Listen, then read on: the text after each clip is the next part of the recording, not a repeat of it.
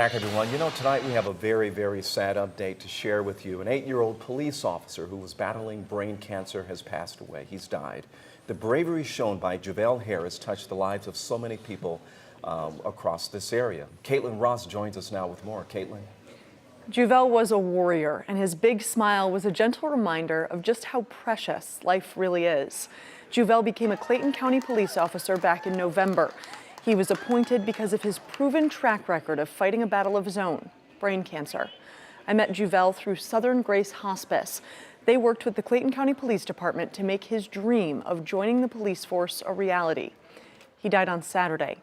Since then, thousands of you flooded our Facebook page with support.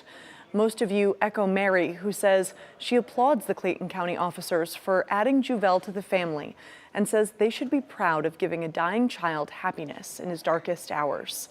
Juvel died surrounded by his family and his team from Southern Grace Hospice. His funeral is this Saturday at Emmanuel Baptist Church.